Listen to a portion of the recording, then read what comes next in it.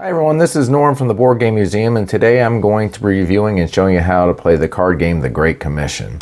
Now, the object of the Great Commission is you're going to be trying to exhaust a certain stack of cards before you end up resolving the last event. You're going to basically be running a church, and you're essentially going to be trying to keep your church alive by having to deal with certain troubles. You're going to be adding members to your church. All these members are going to have certain abilities that you can use together or separately, and this is going to be a co-op game. So let's check it out. So in the game, you and all of the players are going to be trying to get through this deck of cards here, which, depending on how many players, it's going to be a different amount of cards before you end up running out of events, or before one of the churches ends up dying off, meaning it gets down to 0. So there's a few different types of cards in the game, and we'll start with the leader. So the leader is going to be the leader of the church. They're typically going to be apostles, and on these cards you're going to see a few things. This is going to be the amount of faith he has. This is the amount of wisdom he has. This is going to be an ability that they're going to be able to use in the game. This number here is a recovery number. This tells you whether they're Jew or Gentile. This is Jew and this is Gentile. And then this is going to be the resistance number that they have. Now, this is specifically going to be used whenever you are trying to gain members into your church. Now, right over here, these are people cards. They're going to have this little gray background on here.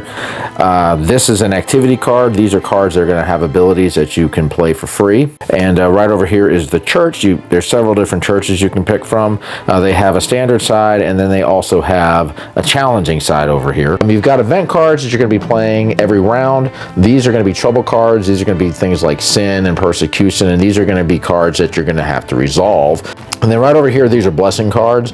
Whenever you earn these, you're going to stick these cards underneath a particular character, and this is going to have an added ability. So this one says remove 1 conflict trouble, for example. So in the game, you're going to have 2 different actions that you're going to be able to do.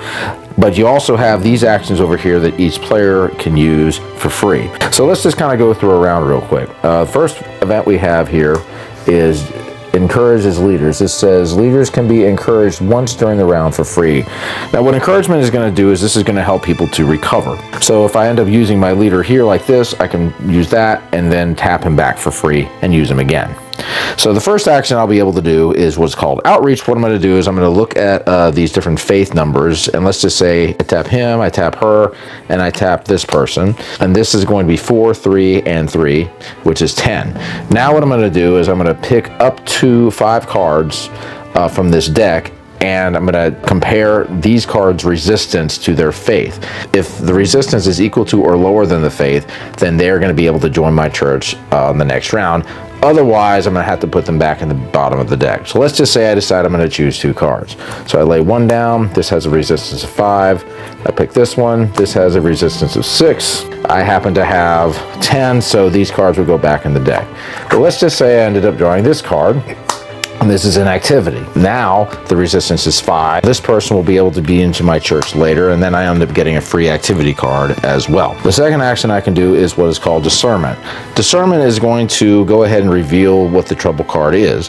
If there is any trouble cards that are face down by the end of the round, I'm going to have to subtract 2 here from my spirit total of the church. It takes 2 wisdom to flip a card over, so let's just say I tapped him. So let's flip over this trouble. This says members cannot use their talents.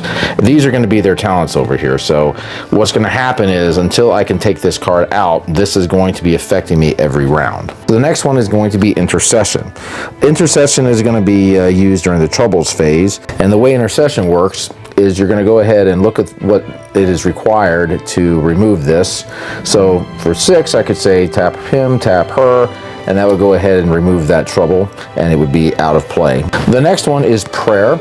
I can tap up to 3 of these cards, and let's say I just tap these 3 here. And what prayer is going to do is it is going to raise my level up of my spirit here by 1.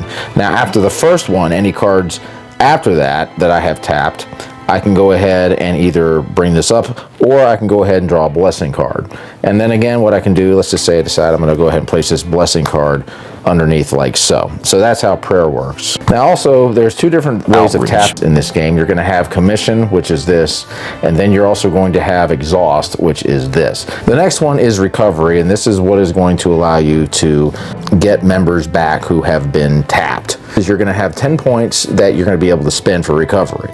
So this one is 1, this one is 5. Now there is this ability right here that I can use for James the Greater to just bring him back. So there's also those. And the final thing that I can do is I can go ahead and send somebody, and that just simply means I can take members from my church and then give them to somebody else so they can add to them.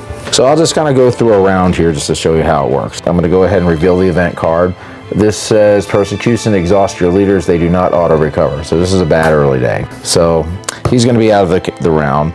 It also says I can recover members with total recovery of my spirit, so I have 7 right now. So if I wanted to, I could recover up to 7. I don't have anybody right now, so I don't have to do that. I can add sent members and newcomers to the church. So let's just say I happen to win this in a previous round. I would go ahead and make him live.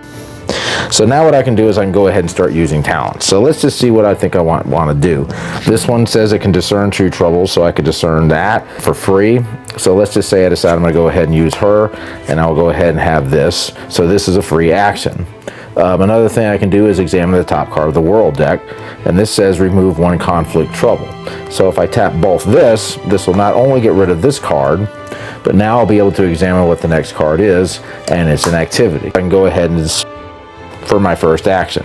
So let's just say I decide I'm going to go ahead and say 3 and 2 and 3, and so that's going to be 8. And let's just say I decide I'm going to pick 3 cards. So this card's first, this card's second, and this card is third, and I got another activity. So this person will be safe for later. I'll have these 2 activity cards that I can use. Let's just say I decide I want to recover for 10. So I would recover this person for 3, this person for 6, this person for 9, and then I can go ahead and do the recovery action again. And then I would go ahead and do the priestess. She's at 4. So since he's all the way exhausted, I'll do this for 8. And so those would be my 2 actions that I could do. I'm going to go ahead and gain a trouble card. Now another thing is, for every 6 resistance that you end up adding to your church, you're going to gain a trouble card for that too. So after you've done your 2 actions, the troubles phase will be next. You'll lose 2 for any face-up trouble cards that you have. If this was the case, I would lose 2. Right now I don't have any, so I don't lose anything. I resolve any face-up trouble, so I don't have any right now. And so at this point I would add a face-down trouble to my church. And so anyway, that's basically the way the game works. So I used to work in a church, and in a lot of ways I can relate to this game, even though this game is set back in the biblical times. And I gotta say, I really like the way this game works. It's almost like a puzzle. Like every turn you're trying to solve some kind of a puzzle or some kind of a problem, because you've got like these troubles that you have to deal with, and sometimes you don't even know what the troubles are, but you have to turn those cards over, otherwise you're going to end up losing spirit points. Members are going to have different abilities that you can use, but then you can use those members to combine faith and wisdom, and you have to decide which one you want to do. And so you can like do these little chain reactions with all these things. Like maybe you can exhaust somebody to go ahead and discern 2 cards. You discern the 2 cards, so that saves you an action that you have to do. Then you've got the activity cards. Maybe you can use that to increase your wisdom, increase your faith, recover somebody. And then you also have the individual members that can each do things too. So it's really cool. It's like you're kind of like trying to solve a puzzle in a way every single turn. And then you have also the ability to send members to another person's church if their church is having issues. And those trouble cards can certainly add up. Once you start accepting members into your church, you may end up having to deal with trouble because you have a lot of resistance in there. A really cool idea for a game, and I really like it. And I think if you are a person of the Christian faith, or maybe if you're even if you're not, I really like the way this game operates. Is you're trying to just figure out the best way to get through a turn, whether you want to sacrifice spirit, whether you want to try and recover people, because you're going to be doing a lot of tapping and things in this game. For sure. And you just have to kind of figure out how you best want to use your cards, either for faith or wisdom, or for the abilities that they have. And then you have the gifts. Great game. I really like this game a lot. All right, guys, that is my review of the Great Commission. We'll see you. Keep on gaming.